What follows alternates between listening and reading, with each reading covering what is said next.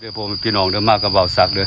มื้อนี้ก็มื้อเฮือนนั่นน่ะเฮือนน้องสาวเฮือนนั่นน่ะไอ้พ่อมันก็เสียแล้วเพิ่นเสียมื้อคืนนี่เมียเพิ่นก็ให้อยู่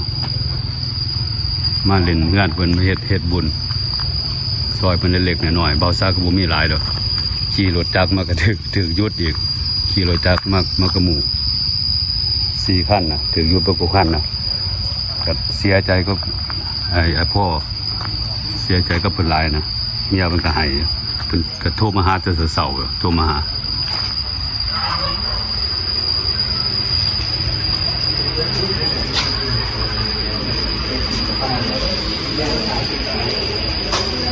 นี่ว่าเบาซักกันก็บอกคนไปนั่นแหละขึ้นสวรรค์แล้วไปดีผมไปดีเนี่ยมันก็แต่งของกับของกินเนี่ย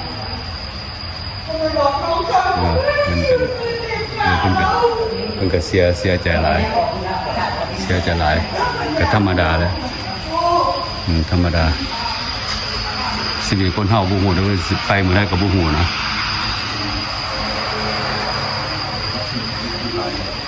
ก็มากับหมู่แล้วมากับแกะมาก็เป็นเบิ่งเพิ่นหวานแหก็เอาเห็ดปูเป็นแล้วหวานแหตรงในล้อถาปลามันขึ้นบ่คือจังได๋นี่ต้องเวลแคมแบ็กลาวล้อถาปลาขึ้นบ่จังหวานน่ะโอ้เป็นต้องล้อถาปลามันขึ้นจังหวานเนาะครับนี่แปลว่า AHM ครับซื้อเฮาซื้อครับนี่ก็มาก็เป็นเชียนคำเป็นเปอร์เซ็นต์ว่านเอาป่าไปเนี่ยน้ำเนี่ยก็ลงหลายแล้วมาเทอนี่เป็นเทอที่เมื่อเทอที่4แล้วน้ำเนี่ยลงหลายแล้วน้ำเนี่ย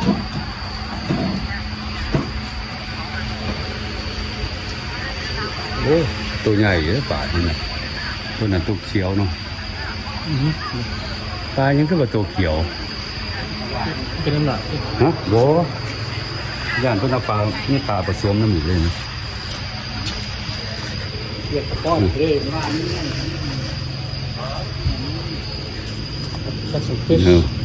ปลากับปลาตัวเขียว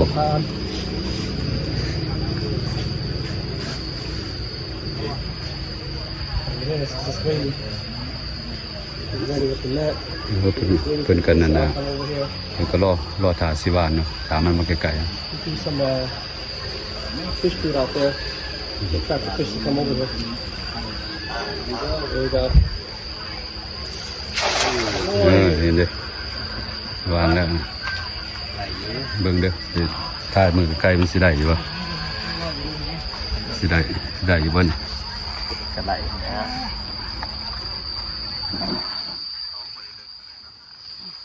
เรือน้ำลงเลยลอยน้ำขี้เป็ดเลยนั่นลอยน้ำขี้เป็ด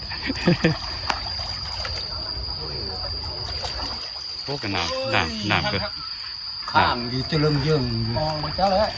น้ำก็เลิกอยู่น้ำก็เพียงแอวบนให้น้ำซาเนาะล้วนเดียวสิได้อยู่วะได้ต้องปลาหลายปลาเนี่ยหลาย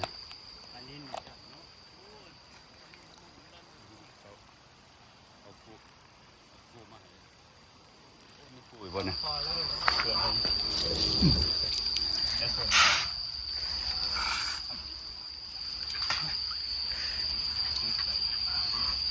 มากระทังมาเบิ่งกันบัวใบต้นเนี่ยเป็นเหยื่อปลาทำเลยนะget a bucket โอ้ทางมาถ้ากันทางมาเงยเท้าทางมาเท้าทางตัวบางใหญ่เนาะตัวแดงวะมันเป็นยังคือว่าสีแดงลาเปียได้นะมันถือขูดก็จังใดฮะญาติมันถือขูด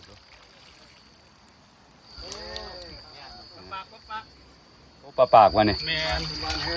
ตัวใหญ่เนาะเดี๋ยวเป็นเท้าทางมากเนาะบุหารจับ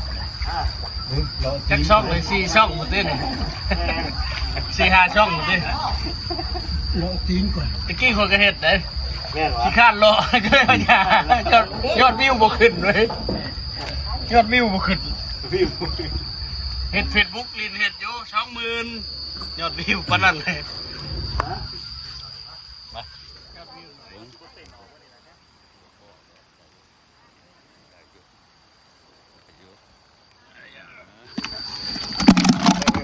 โอ้ยงเด้อเอาไว้ไกลๆแล้วมันเต้นออกบนหน้าตัวบ่ใหญ่มันกลัวมันมีเลือดมันถือกูดว่าก็ยังไง แม่ถึงมันเต็นลายขนาด ถือกูดเป็นว่าปลาปากด้วยกัน ลาบาท ปลาปาก มัดได้หรอปะ ปลาปากตัวใหญ่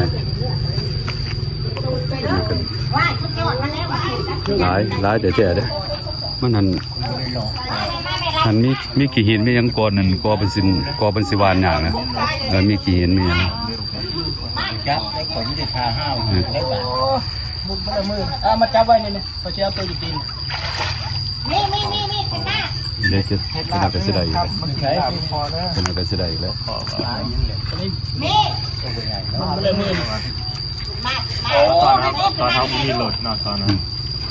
เดี๋ยวนี้เขามีรถท่านพออยู่เขาถึงมาหาเรา เบิ่งเด้อบ่ได้เป็นสิได้ปลายังอยู่นี่ ตัวเขามีรถเขาถึงมายามใด ข้านี่นะเสาอันนี้นะ โอ้ยแฮกค่ะ มี โอ้หมุนบ่แล้วมือคอยตูดเข้ามาเอาขึ้นเทิงพอบ่ง่ายปนิ่นซ้ำ วันนี้ คอยตูดแฮนะเข้ามาเอาขึ้นเทิง จะใส่มาหมดบ่ บ่ได้เอาแบบนี้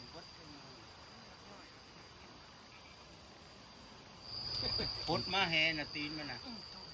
บ่ได้อยู่เพิ่นน่ะดึงขึ้นบ่ได้ มันขาเนี่ย ทั้งนี้ โอ้ก็มันซีดน้ำอยู่เด้ จับปลาบ่ได้มู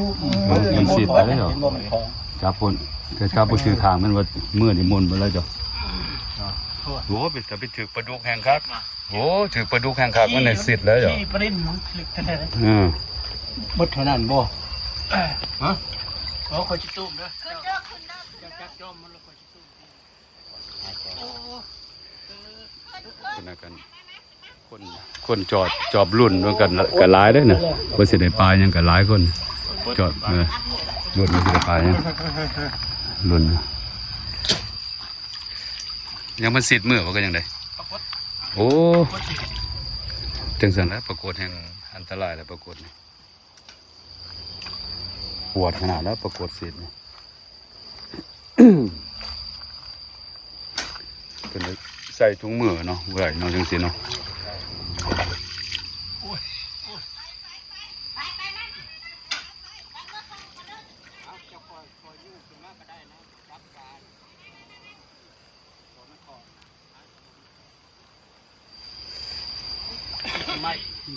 มีต้นไม้นี่นะก่อเป็นเสาขึ้นยากนะโอ้ปรากฏแห่งโอ้แห่งจับยากแล้วปรากฏนี่มันสิทธิ์ที่เป็นแบบย่อมแล้วปรากฏนี่ ย่านมา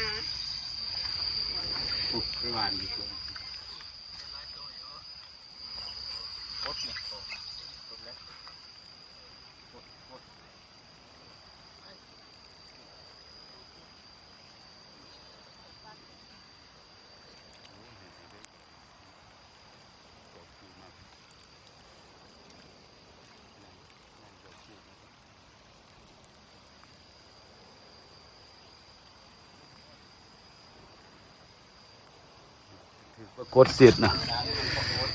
ถือปรากฏสิทธิ์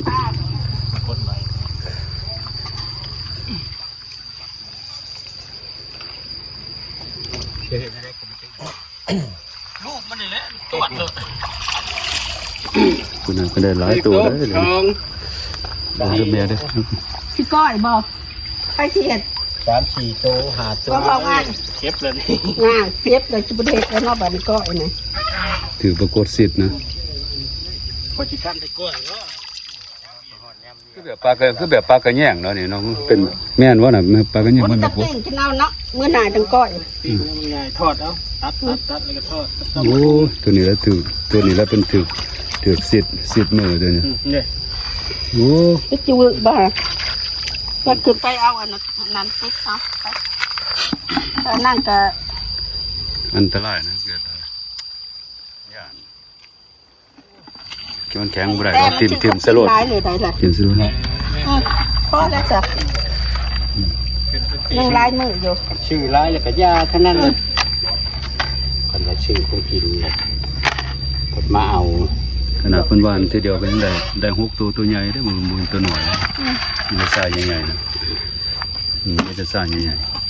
ๆตัวนี้ปลา คือ ตัว ได้ นี้ เบิ่งอันนั้นก็ ตัวนี้มัน ไป ปลา พอง่ายไปใส่ยาพอแล้ว ตัวนี้ปลายังปลานิ่นมานี่ ใส่ยา มียาขั้นประตูยาเขียวนะเดี๋ยวเอาปลาลูกใหญ่ เก็ดมันกันหลายเนาะตัวนี้มันสิทธิ์นี่ ตัวนี้นี่โมเมนต์เกือบโลมันบ่นี่7-8 ขีดได้แล้วในตัวนี้ นี่จะปลานิ่นเนาะถือปลานั่นชิแม่มันบ่อยู่ที่วัดอันปลาในเนี่ยมันออกปลาในอันนี้ โอ้ปลานิ่นก็บ่ได้บ่คือกันเนาะมันก็ตัวคล้ายๆกันล่ะ ปลาในมันสิอยากอันนั้นกว่า ปลาบุงเกียดมันนี่นะ สิใบมือบ่ค่อยหมุนไปใช่ จับจังหวะในน้ำ มันก็หมุนมาแล้วมือนี่ เท่เลย มันเห็ดเลย แห้งก็แห้งนะ มันเห็ดแล้วก็เลือดแตกพอมัน ขนาดวานทีเดียวเนาะได้เป็น7ตัวมีแต่ตัวใหญ่เลยนี่บ่เป็นตัวน้อยๆเลยแบบตัวใหญ่ๆเลยนะวันทีเดียวก็พอแล้ว เด้เนี่ยยังบ่ทันมาบ่เดี๋ยวนี้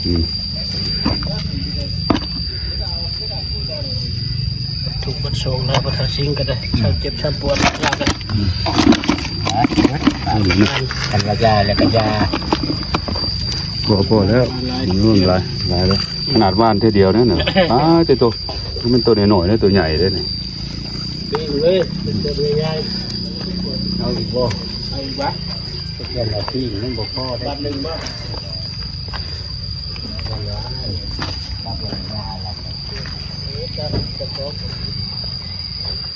วานแต่ทีเดียวก็ได้หัวซ้ำเลยนะ7ตัว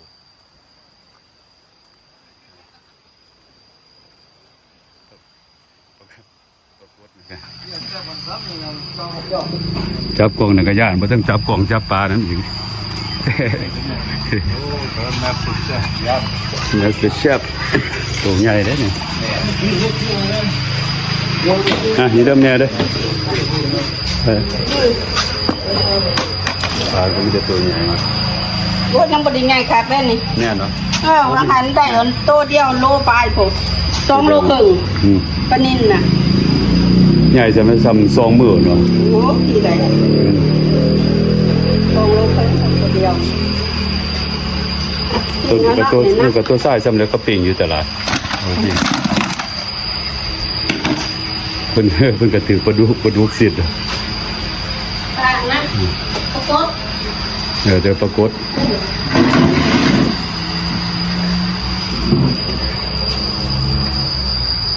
มาก็เป็นสวนบนนั้นสิแหละมาเป็นสวนเดี๋ยวนี้เขากันพ่วมซื้อขึ้นแล้วเขาเนี่ยก็เป็นกันวานเขาวานนั่นแหละวานเขา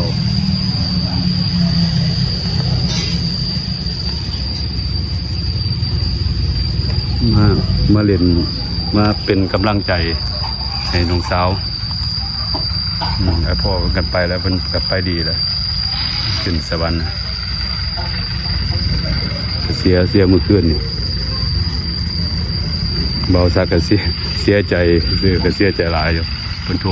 มาหาแต่เสาร์นะเป็นก็ให้